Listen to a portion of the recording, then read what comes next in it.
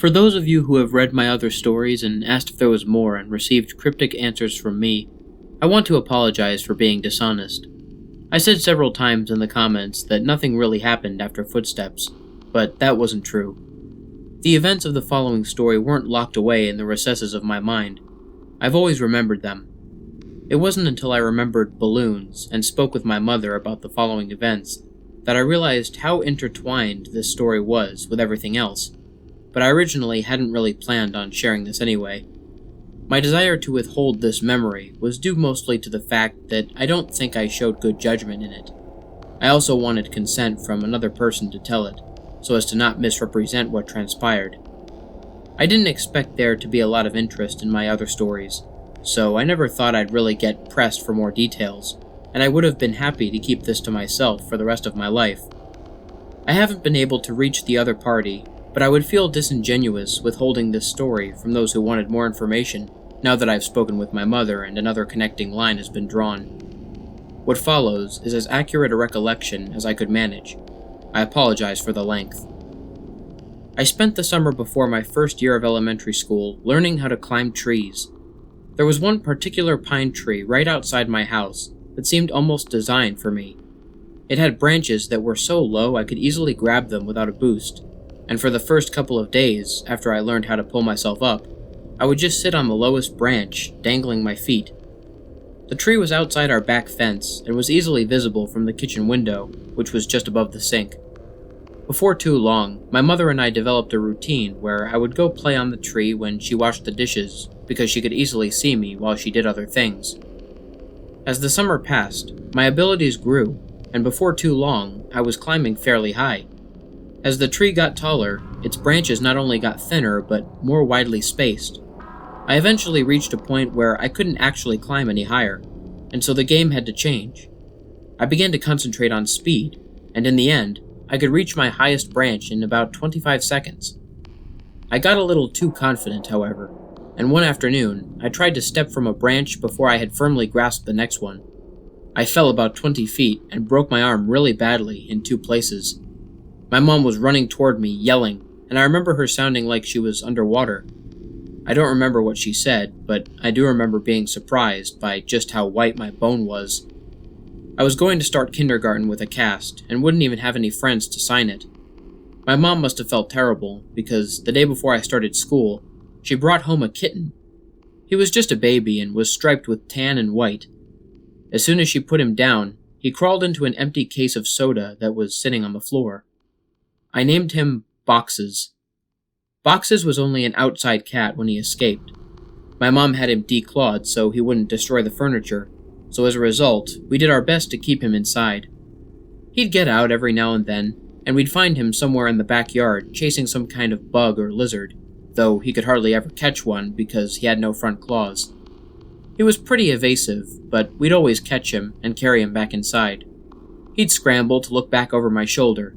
I told my mom that it was because he was planning his strategy for next time. Once inside, we'd give him some tuna fish, and he came to learn what the sound of the can opener might signal. He'd come running whenever he heard it. This conditioning came in handy later, because toward the end of our time in that house, Boxes would get out much more often, and would run under the house into the crawl space where neither of us wanted to follow, because it was cramped and probably crawling with bugs and rodents. Ingeniously, my mom thought to hook the can opener to an extension cord out back and run it right outside the hole that Boxes had gone through. Eventually, he would emerge with his loud meows, looking excited by the sound, and then horrified at how we could run such a cruel ruse on him. A can opener with no tuna made no sense to Boxes. The last time he escaped to under the house was actually our last day in it. My mom had put the house on the market, and we had begun packing our things. We didn't have much, and we stretched the packing out a while, though I had already packed up all my clothes at my mom's request. My mom could tell I was really sad about moving, and wanted the transition to be smooth for me, and I guess she thought that having my clothes in the box would reinforce the idea that we were moving, but things wouldn't change that much. When Boxes got out as we were loading some things into the moving van, my mom cursed because she had already packed the can opener and wasn't sure where it was. I pretended to go look for it so I wouldn't have to go under the house, and my mom, probably completely aware of my little scam, moved one of the panels and crawled in. She came out with boxes pretty quickly and seemed pretty unnerved, which made me feel even better about getting out of it. My mom made some phone calls while I packed a little more, and then she came into my room and told me that she had spoken to the realtor and that we were going to start moving into the other house that day. She said it like it was excellent news, but I had thought we had more time in the house. She originally said that we weren't moving until the end of next week, and it was only Tuesday. What's more, we weren't completely finished packing, but my mom said sometimes it was just easier to replace things than pack them and haul them all over the city. I didn't even get to grab the rest of my boxed clothes. I asked if I could call Josh to say goodbye, but she said that we could just call him from our new house. We left in the moving van. I managed to stay in touch with Josh for years, which is surprising since we no longer went to the same school. Our parents weren't close friends, but they knew we were, and so they would accommodate our desire to see one another by driving us back and forth for sleepovers, sometimes every weekend. For Christmas one year, our parents even pooled their money and got us some really nice walkie-talkies that were advertised to work across a range that extended past the distance between our houses. They also had batteries that could last for days if the walkie-talkie was on but not used. They would only occasionally work well enough that we could talk across the city, but when we stayed over, we'd use them around the house, talking in mock radio speak that we had taken from movies, and they worked great for that. Thanks to our parents, we were still friends when we were 10. One weekend, I was staying over at Josh's, and my mom called me to say goodnight. She was still pretty watchful, even when she couldn't actually watch me, but I had gotten so used to it that I didn't even notice it, even if Josh did. She sounded upset. Boxes was missing. This must have been a Saturday night, because I had spent the night at Josh's the previous night and was going to go home the next day because we had school on Monday. Boxes had been missing since Friday afternoon. I gathered that she had not seen him since returning home after dropping me off. She must have decided to tell me he was missing because if he didn't come home before I did, then I would be devastated, not only by his absence, but by how she could have kept it from me. She told me not to worry. He'll come back, he always does. But Boxes didn't come back. 3 weekends later, I stayed at Josh's again. I was still upset about Boxes, but my mom told me that there had been many times when pets had disappeared from their homes for weeks or even months, only to return on their own. She said they always knew where home was and would always try to get back. I was explaining this to Josh when a thought hit me so hard that I interrupted my own sentence to say it aloud. What if Boxes thought of the wrong home? Josh was confused. What? He lives with you. He knows where his home is. But he grew up somewhere else, Josh. He was raised in my old house a couple neighborhoods away. Maybe he still thinks of that place as home, like I do. Oh, I get it. Well, that'd be great then. We'll tell my dad tomorrow and he'll take us over there so we can look. No, he won't, man. My mom said that we couldn't ever go back to that place because the new owners wouldn't want to be bothered. She said that she told your mom and dad the same thing. Josh persisted. Okay, then we'll just go out exploring tomorrow and make our way to your old house. No! If we get spotted, your dad will find out, and then so will my mom. We have to go there ourselves. We have to go there tonight. It didn't take that much convincing to get Josh on board, since he was usually the one to come up with ideas like this, but we had never snuck out of his house before. It actually turned out to be incredibly easy. The window in his room opened to the backyard, and he had a latched wooden fence that wasn't locked. After those 2 minor hurdles, we slipped off into the night, flashlight and walkie-talkies in hand. There were 2 ways to get from Josh's house to my old house.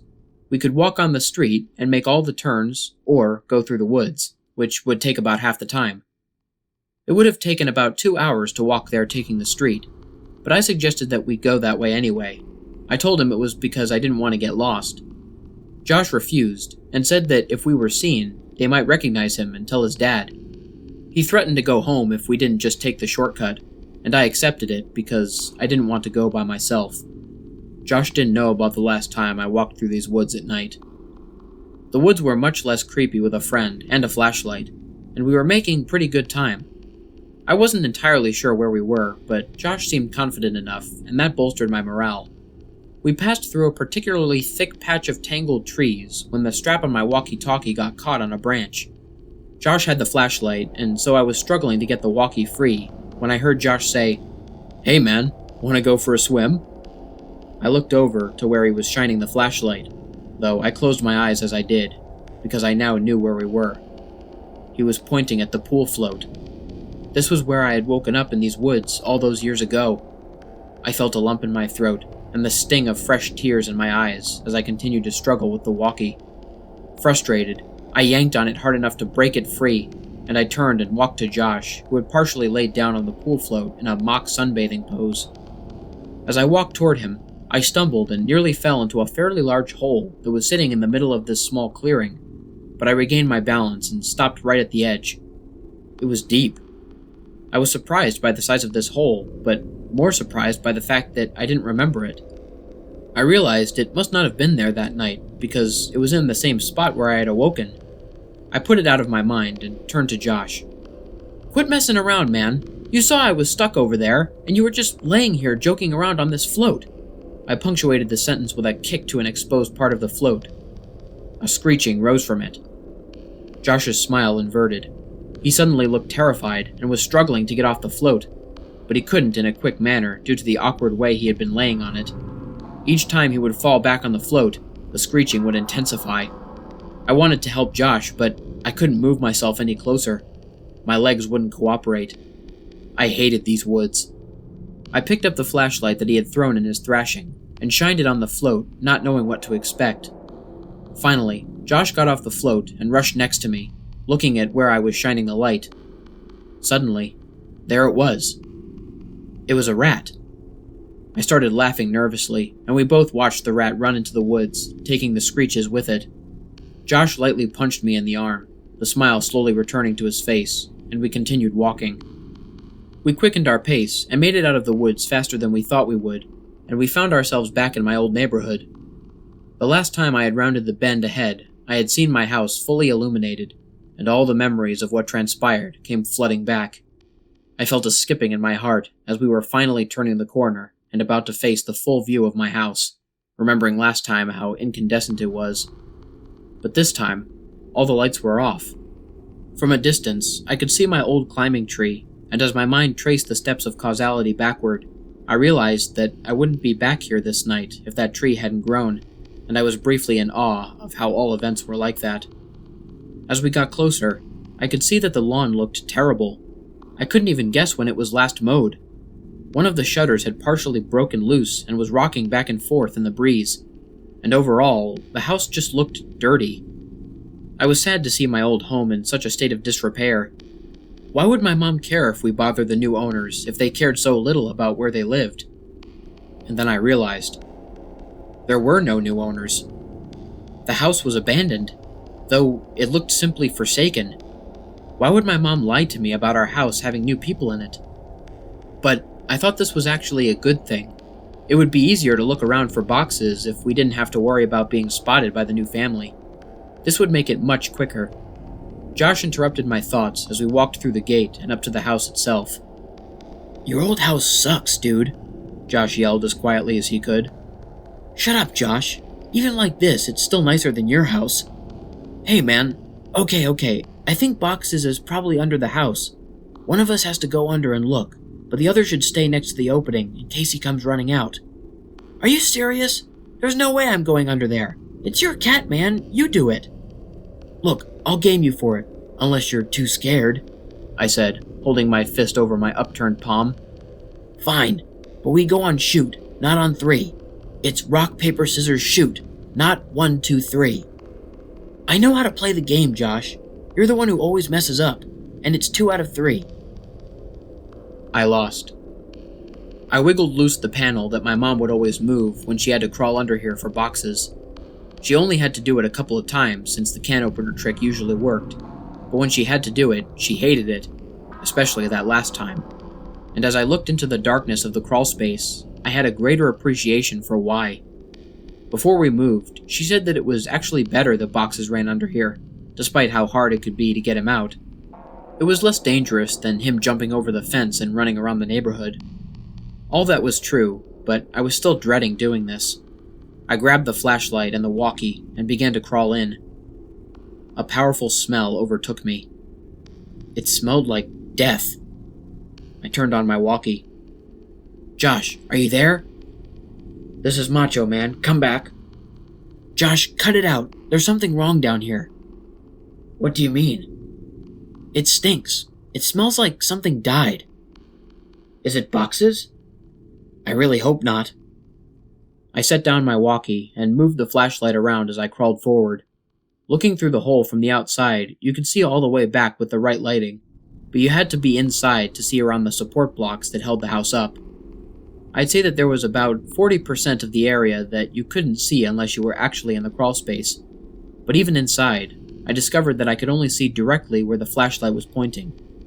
I realized that this would make scouting around the place much more difficult. As I moved forward, the smell intensified. The fear was growing in me that boxes had come here and something had happened to him. I shined the flashlight around, but couldn't see much of anything. I wrapped my fingers around a support block to pull myself forward, and as I did that, I felt something that made my hand recoil. Fur. My heart sank, and I prepared myself emotionally for what I was about to see. I crawled slowly so I could prolong what I knew was coming, and I inched my eyes and the flashlight past the block to see what was on the other side. I staggered back in horror. Jesus Christ! Escaped my trembling mouth. It was a hideous and twisted creature, badly decomposed. Its skin had rotted away on its face, so the teeth appeared to be enormous, and the smell was unbearable. What is it? Are you okay? Is it boxes? I reached for the walkie. No, it's not boxes. Well, what the hell is it then? I don't know. I shined the light on it again and looked at it with less fear in my vision. I chuckled. It's a raccoon. Well, keep looking. I'm gonna go into the house to see if he might have made it in there somehow. What? No, Josh, don't go in there. What if Boxes is down here and runs out? He can't. I put the board back. I looked and saw he was telling the truth. Why'd you do that? Don't worry, man. You can move it easily. This makes more sense. If Boxes ran out and I missed him, then he'd be gone. If he's down there, then grab him tight, and I'll come move the board. And if he's not, then you can move it yourself while I look in the house. Some of his points were good, and I doubted he'd be able to get in anyway. Okay, but be careful and don't touch anything. There's a bunch of my old clothes still in boxes in my room. You can look in there and see if he's crawled in one, and make sure to bring your walkie. Roger that, good buddy. I realized that it would be pitch black in there. The power would have been turned off since no one was paying the bill. With any luck, he'd be able to see from the streetlights that might cast some light inside. Otherwise, I'm not sure what he'd do. Before too long, I heard footsteps right over my head and felt old dirt raining down on me. Josh, is that you? Breaker, this is Macho Man coming back from the Big Tango Foxtrot. The Eagle has landed. What's your 20, Princess Jasmine? Over. Idiot. Macho Man, my 20 is in your bathroom looking at your stash of magazines. Looks like you've got a thing for dudes' butts. What's the report on that? Over. I could hear him laughing without the walkie, and I started laughing too. I heard the footsteps fade away a little. He was on his way to my room. Man, it's dark in here. Hey, are you sure you had boxes of clothes in here? I don't see any. Yeah, there should be a couple of boxes in front of the closet. There aren't any boxes in here. Let me check to see if you maybe put the boxes in the closet before you left. I started thinking that maybe my mom had come back and gotten the clothes and just given them away because I had outgrown a lot of them. But I remembered leaving the boxes there. I didn't even have time to close the last one up before we left. While I was waiting for Josh to tell me what he found, I kicked out my leg, which had started falling asleep because of the position I was in, and it hit something. I looked back and saw something really strange. It was a blanket, and all around it, there were bowls. I crawled a little closer to it. The blanket smelled moldy, and most of the bowls were empty, but one had something that I recognized still in it. Cat food. It was a different kind than we had given to Boxes, but I suddenly understood. My mom had set up a little place for Boxes to encourage him to come here instead of running around the neighborhood. That made a lot of sense, and it seemed even more likely that Boxes would have come back to this place. That's so cool, Mom, I thought. I found your clothes. Oh, cool. Where were the boxes? Like I said, there are no boxes. Your clothes are in your closet. They're hanging up." I felt a chill. This was impossible. I had packed all my clothes. Even though we weren't supposed to move for another 2 weeks when we left, I remember packing them and thinking that it was stupid for me to have to get clothes out of the box and put them back in. I had packed them, but someone had hung them back up. Why, though? Josh needed to get out of there. "That can't be right, Josh. They're supposed to be in boxes. Stop messing around and just come back outside." "No joke, man. I'm looking at them. Maybe you just thought that you left them." "Wow, you sure like to look at yourself, don't you?" "What? What do you mean?" "Your walls, man. Your walls are covered in Polaroids of yourself. There are hundreds of them. What, you hire someone to..." Silence. I checked my walkie to see if I had switched it off somehow. It was fine. I could hear footsteps, but couldn't tell exactly where Josh was going. I waited for Josh to finish his sentence, thinking that his finger had just slipped off the button, but he didn't continue. He seemed to be stomping around the house now. I was just about to radio him when he came back. "There's someone in the house." His voice was hushed and broken. I could hear he was on the verge of tears. I wanted to respond, but how loud was his walkie turned up? What if the other person heard it? I said nothing and just waited and listened. What I heard were footsteps. Heavy, dragging footsteps. And then a loud thud. Oh God. Josh! He had been found. I was sure of it. This person had found him and was hurting him. I broke out in tears. He was my only friend, next to boxes. And then I realized, what if Josh told him I was under here? What could I possibly do? As I struggled to compose myself, I thankfully heard Josh's voice through the walkie. "He's got something, man. It's a big bag. He just threw it on the floor and..." "Oh God, man. The bag. I think it just moved." I was paralyzed. I wanted to run home. I wanted to save Josh. I wanted to go for help. I wanted so many things, but I just lay there, frozen. As I lay unable to move, my eyes focused on the corner of the house that was right under my room. I moved my flashlight. My breath hitched at what I saw. Animals. Dozens of them. All dead. They lay in piles all around the perimeter of the crawl space. Could boxes be among these corpses? Was this what the cat food was for? Seeing this broke my shock, as I knew I had to get out of there, and I scrambled to the board. I pushed on it, but it wouldn't budge. I couldn't move it because it was wedged in there, and I couldn't get my fingers around it since the edges were outside. I was trapped. "Dang it, Josh!" I whispered to myself. I could feel thunderous footsteps above me. The house was shaking. I heard Josh scream, and it was matched by another scream that wasn't full of fear. As I continued pushing, I felt the board move, but I knew it wasn't me who was moving it. I could hear footsteps above me, and in front of me, and shouting and screaming filling the brief silences between the footsteps. I moved back and held my walkie, ready to try and defend myself, and the board was thrown off to the side, and an arm shot in and grabbed for me. "Let's go, man! Now!" It was Josh. Thank God. I scrambled out of the opening, holding the flashlight and the walkie. When we got to the fence, we both jumped it, but Josh's walkie fell. He reached for it, and I told him to forget it. We had to move. Behind us, I could hear yelling, though they weren't words, only sounds. And we, perhaps foolishly, ran for the woods to get back to Josh's quicker and be somewhat harder to follow. The whole way through the woods, Josh kept yelling, "My picture! He took my picture!" But I knew the man already had Josh's picture, from all those years ago at the ditch. I suppose Josh still thought those mechanical sounds were from a robot. We made it back to Josh's house and back into his room before his parents woke up. I asked him about the big bag and if it really had moved, and he said he couldn't be sure. He kept apologizing about dropping the walkie at the house, but obviously that wasn't a big deal. We didn't go to sleep and sat peering out the window waiting for him. I went home later that day, as it was about 3 a.m. already. I told my mom the basics of this story a couple days ago. She broke down and was furious about the danger I put myself in. I asked her why she made up all those things about bothering the new owners to stop me from going. Why did she think the house was so dangerous? She became irate and hysterical, but she answered my question. She grabbed my hand and squeezed it harder than I thought her capable of, and locked her eyes to mine, whispering as if she was afraid of being overheard. "Because I never put any blankets or bowls under the house for boxes. You weren't the only one to find them." I felt dizzy. I understood so much now. I understood why she had looked so uneasy after she brought boxes out from under the house on our last day there. She found more than spiders or a rat's nest that day. I understood why we left almost 2 weeks early. I understood why she tried to stop me from going back. She knew.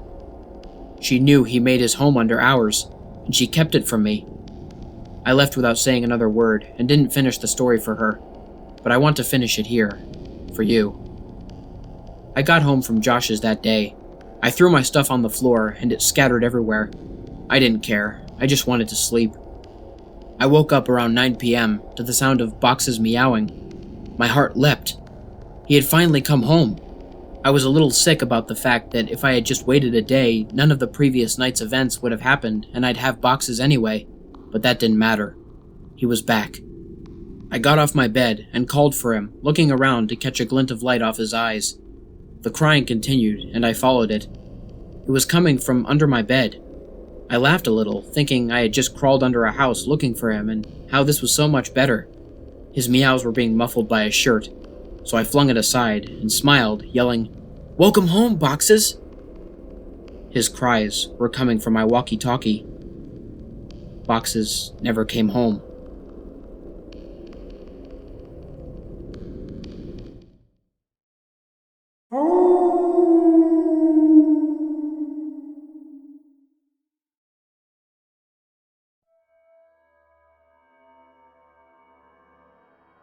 There was a comment in the last post that made me remember an event from my childhood that I always took as odd, but never considered it to be related to any of these stories. I know now that it is. It's funny how memories work. The details might all be present in your mind, though scattered and disarrayed, and then a single thought can stitch them back together almost instantly. I never thought of these events much because I was focused on the wrong details. I went back to my mom's house and went through my old childhood schoolwork looking for something that I think is important. I couldn't find it, but I'll keep looking. Again, sorry for the length. Most old cities and the neighborhoods in them weren't planned with the thought that the population would begin to grow exponentially and it would have to be accommodated. The layout of the roads is generally originally in response to geographical restrictions and the necessity of connecting points of economic importance.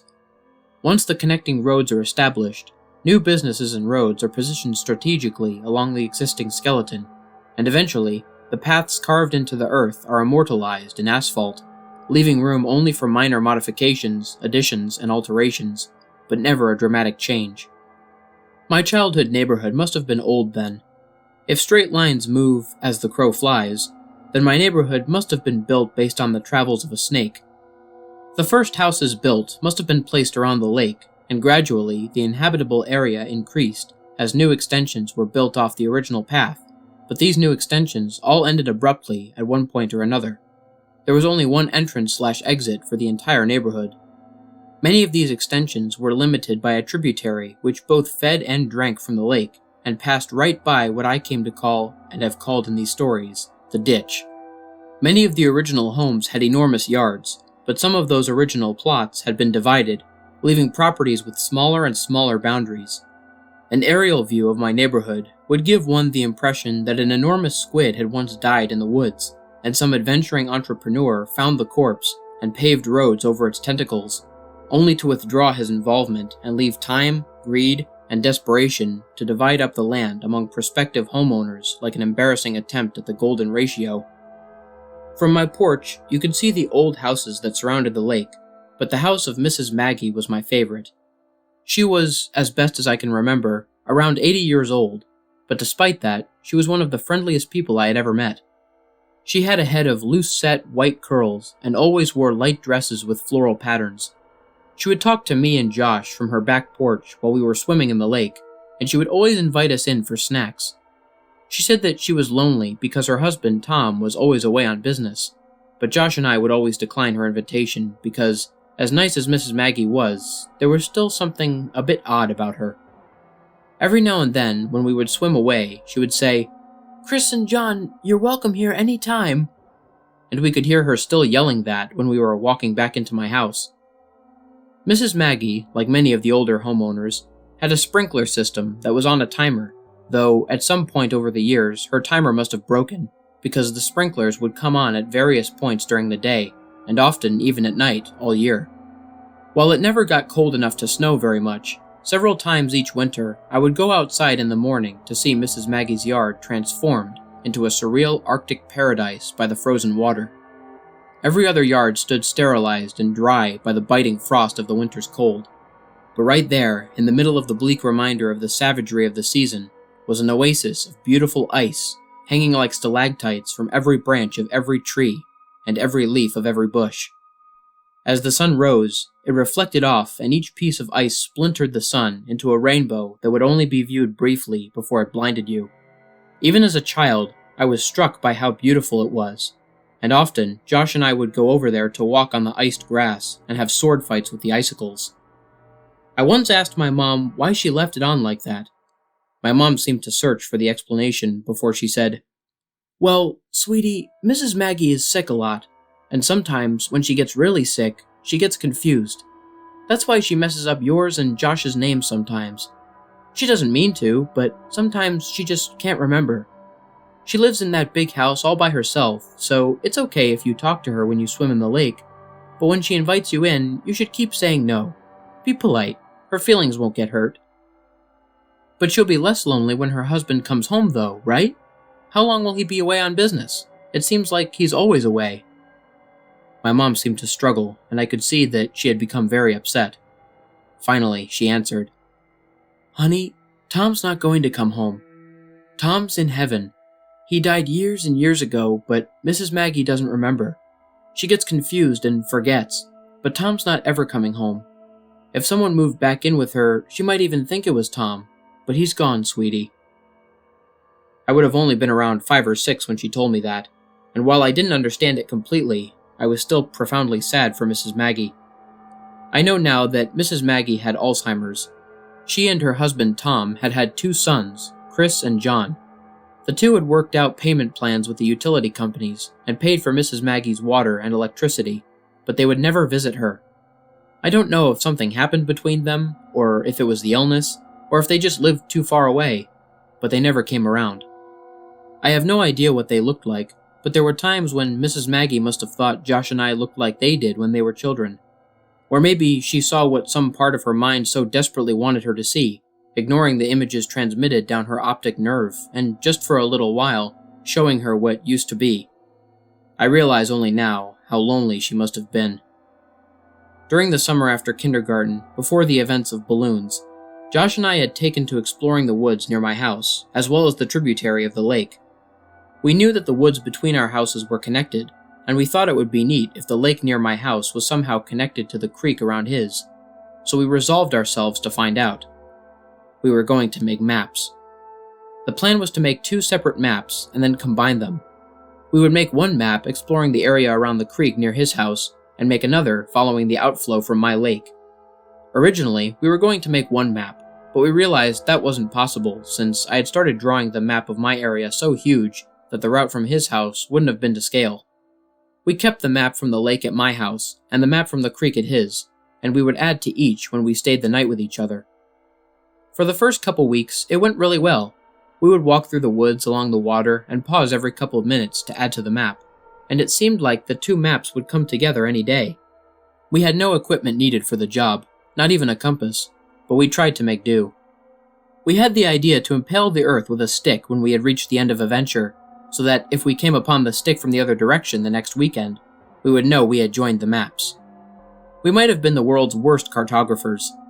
Eventually, however, the woods became too thick near the water coming from the lake, and we were unable to proceed further. We lost interest in the whole project for a bit, and reduced our exploration significantly, though not completely, when we started selling snow cones. After I showed my mom all the pictures I had taken home from school, and she took away my snow cone machine, our interest in the maps revitalized. We had to come up with another plan. Although I didn't understand why, my mom had placed what I considered to be extremely severe restrictions on what I could do and where I could go, and I had to check in frequently if I went outside to play with Josh. This meant that we couldn't stay in the woods for hours and continue to look for a new path. We thought that we could just swim when we got to the cutoff in the woods, but that clearly wouldn't work since the map would get wet. We tried going faster when we were coming from Josh's house, but we eventually ran into the same problem. Then, we had a brilliant idea. We'd build a raft. Due to the construction in the neighborhood, there was a large amount of scrap building material that the company would set in the ditch to keep it out of the road and off-site since they no longer needed it for building. We originally conceived of a formidable ship complete with a mast and an anchor, but this quickly diminished into something more manageable. We set aside the wood and took several large pieces of styrofoam that were backed with foam board and tied them together with rope and kite string. We launched our vessel a little down water from Mrs. Maggie and waved a farewell to her as she motioned us to come back her way, but there was no stopping us. The raft worked very well, and while we both behaved and spoke as if the functionality of the raft was a given, I know at least I was a little surprised. We each had a fairly long tree branch to use as a paddle, but we found it was easier to simply push against the land under the water than actually use them as intended. When the water became too deep, we'd simply lie on our stomachs and use our hands to paddle the water, which still worked, albeit less well. The first time we had to resort to that method of propulsion, I remember thinking that from far above, it must have looked like a colossally fat man with tiny arms was out for a swim. It actually took us several trips to get the raft to the impassable patch of woods that marked the farthest we had gone. After we had come up with the idea of marking the ground with the stick, we had taken to running through the woods until we got to the stick, and then, as carefully and precisely as we knew how, charting our course. This meant that the impasse was actually quite a bit away, so to sail from around my house all the way to the blockade in the woods was taking longer than expected. We'd sail for a bit and then dock the raft, and then the next time we'd run through the woods to the raft and go a little farther. We continued this well into first grade. Josh and I were assigned to different groups that year, so since we didn't really see one another during the school day, our parents were more willing to let us hang out all weekend each week. What's more, Josh's dad had taken on a lengthy construction job that required him to work over the weekends, and his mother was on call, so this meant that Josh would stay at my house most every weekend for weeks on end. We should have been making excellent progress, but when we finally made it to the impasse and had the opportunity to explore past it, we couldn't find a place to dock the raft. The woods were simply too thick, and the water had eroded the land to the point that there was nearly a 2-foot rise of earth over the tributary, which exposed the twisting and damp roots of the trees above. We'd have to turn back every time and leave the raft at the same thick of trees that prompted us to build it in the first place. Even worse, winter had arrived, so we couldn't justify leaving the house in our swimsuits. We were getting nowhere. We always had to come home before we could gain much ground. On a Saturday, around 7 p.m., Josh and I were playing when one of my mom's coworkers knocked on our door. Her name was Samantha, and I remember her well now because I would propose to her a couple of years later when I was visiting my mom at work. My mom said that she had to go to work to fix a problem that had arisen, and that she'd be back in about 2 hours. Her car was being repaired, so she'd have to ride with Samantha, but I gathered that the problem was Samantha's fault, and discussing it in the car was why it would only take 2 hours. She said that under no circumstances were we to leave the house or open the door for anyone, and she was in the middle of explaining that she would call every hour when she got there to check in, but she ended that statement prematurely when she remembered that our phone had been turned off for delinquent payments. This is why Samantha had just come by unannounced. She looked me dead in the eye as she was closing the door and said, "Stay put." This was our chance. We watched her drive down the serpentine road toward the exit, and as soon as the car rounded the last visible bend, we ran back to my room. I dumped my backpack out while Josh grabbed the map. "Hey, do you have a flashlight?" Josh chimed. "No, but we'll be back way before dark." I was thinking just in case we should have one. My mom has one, but I don't know where she keeps it. Wait! I ran into my closet and pulled a box down from the top shelf. "You have a flashlight in there?" Josh asked. "Not exactly." I opened the box and revealed 3 Roman candles that I had taken from the pile that my mother had amassed for the 4th of July that past summer, along with a lighter that I had managed to take from her some months before. This would ensure that we at least had some light if we needed it. This was a little bit before I had been given an opportunity to be afraid of the woods at night, so it wasn't fear that motivated our search for a light source, only practicality. We threw it all in the backpack and bolted out the back door, making sure to close it so boxes wouldn't get out. We had 1 hour and 50 minutes. We ran through the woods as fast as we could and made it to the raft in about 15 minutes. We had our bathing suits on under our clothes, so we stripped off our shirts and shorts and left them in 2 separate piles about 4 feet from the edge of the water. We untied the raft from the tree, grabbed our branch paddles, and cast off. We tried to move rapidly to reach a point beyond the contents of our ever-expanding map, as we didn't have time to waste seeing old sights.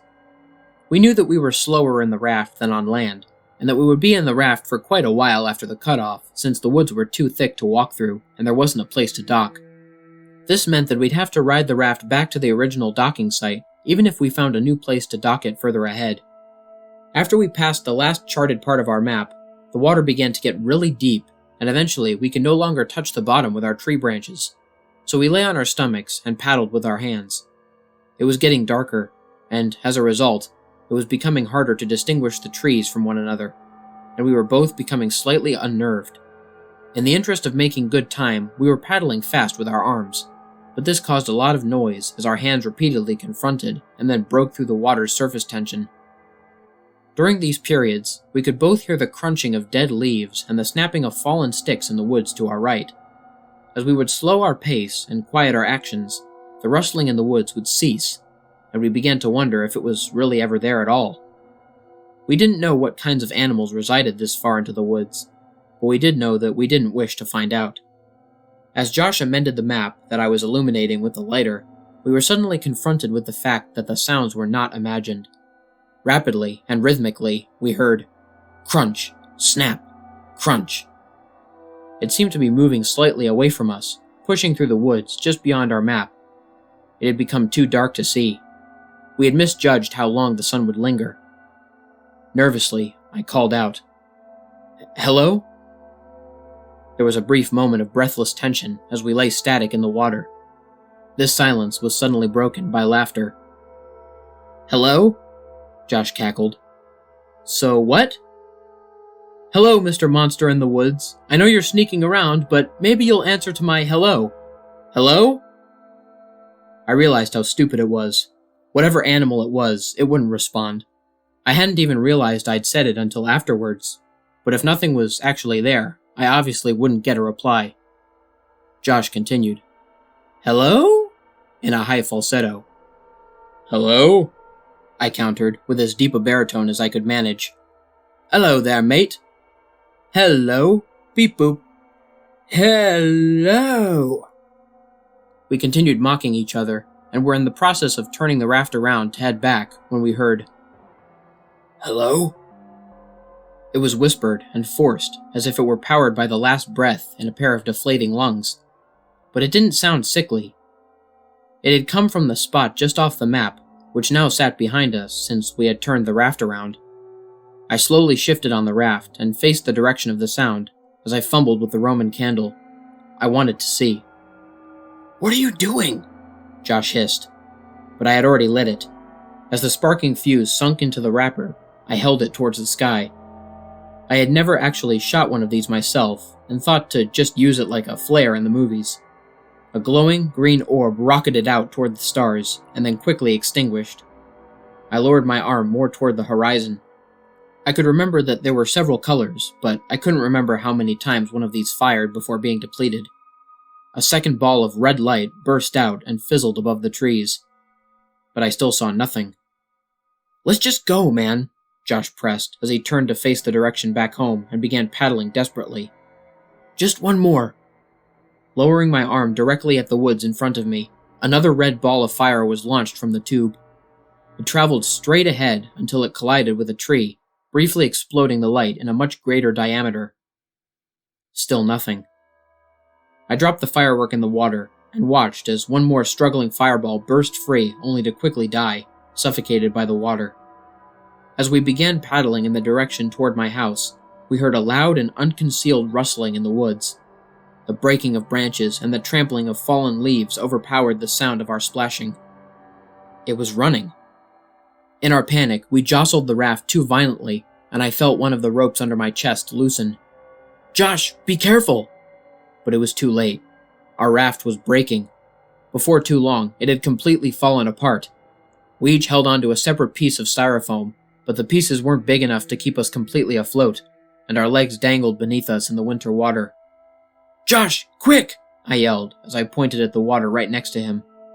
He scrambled, but it was too cold to move quickly, and we both watched as the map floated away. I'm cold, man," Josh shuddered dejectedly. Let's get out of the water." We approached the shore, but each time we attempted to pull ourselves up, we'd hear the frantic rustling thundering toward us from the woods just above. Eventually, we were too cold and weak to even try anymore. Steadily, we kicked our legs and found ourselves nearing the dock site. We toppled off the debris and tried to pull it on land, but Josh's piece slipped away and floated in the direction of the lake. We took off our swimsuits and were desperate to get into dry clothes to shield us from the biting chill of the air. I slid my shorts, but there was something wrong. I turned to Josh. "Where's my shirt, man?"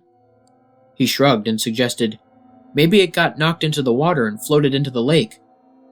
I told Josh to go back to my house and to say that we were playing hide-and-seek if my mom was home. I had to try and find my shirt. I ran behind the houses and peered out over the water and scouted along the shoreline. It occurred to me that, with any luck, maybe I could find the map too. I was moving pretty fast because I needed to get home, and was about to give up when my concentration was interrupted by a sound coming from just behind me. "Hello?" I whipped around. It was Mrs. Maggie. I had never seen her at night before, and in this poor light, she looked exceedingly frail. The usual warmth that wrapped her manner seemed to have been snuffed out by the chill. I couldn't remember ever seeing her without a smile, and so her face looked strange. "Hello, Mrs. Maggie." "Oh, hi, Chris." The warmth and smile had returned to her, even if her memories had not. "I couldn't see it was you in the dark there." Jokingly, I asked her if she was going to invite me in for a snack, but she said maybe another time. I was too busy looking for my map and the shirt to really engage her, but she sounded happy, so I didn't feel bad. She said a couple other things, but I was too distracted to pay attention. I said goodnight and ran down her driveway toward my house.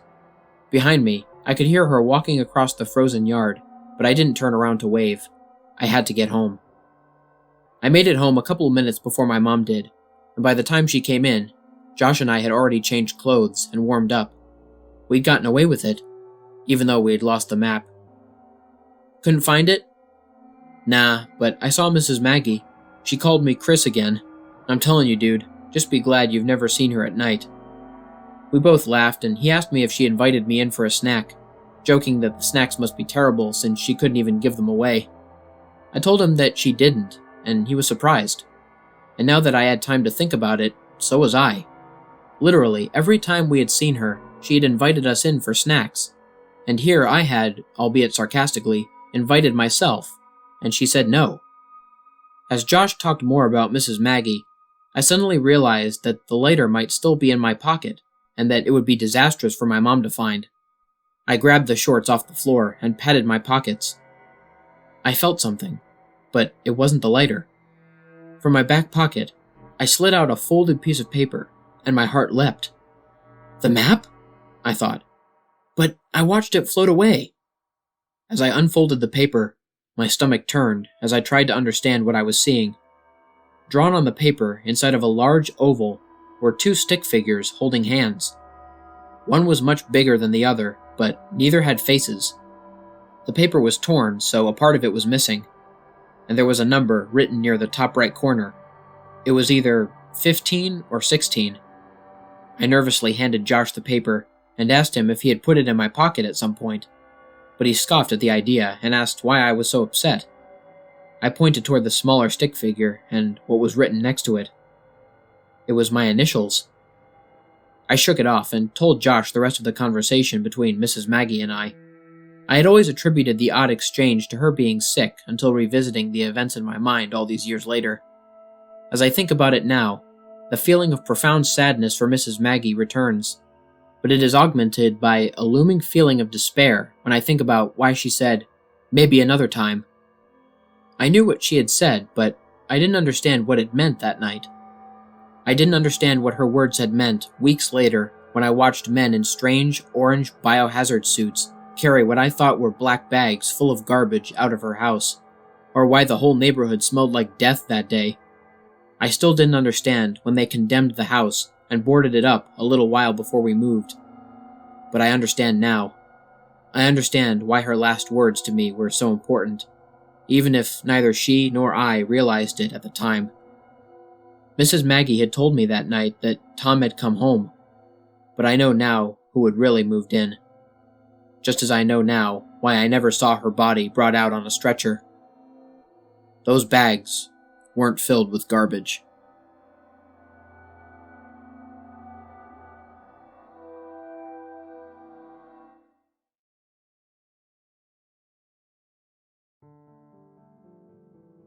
What's up, everybody? This is the Lone Wolf here. Thank you so much for listening. I hope you guys enjoyed listening to part 2 of my narration of Penpal. Next week is part 3, where I will be reading the last 2 parts of the story, Screens and Friends. If you haven't listened to part 1 yet, where I read Footsteps and Balloons, there will be a link to that video in the description below. Anyways, for those of you new to my channel, please consider liking, sharing, and subscribing if you enjoyed the video. Hit the bell for notifications and join the Lone Wolf Pack. If any of you guys want to send me a message, like a personal scary story or a creepypasta recommendation, or you just want to talk to me, there will be a link to my email, Twitter, Discord server, and Instagram in the description. There will also be links in the description for all of the music artists that I used in this video, along with each individual track that I used for those of you interested in the music. And last but certainly not least, if any of you guys have any ideas or tips for me to make my videos even better, please leave me a comment or send me a direct message. Until next time, stay spooky. And remember, the hunt begins when the moon is full. See you soon.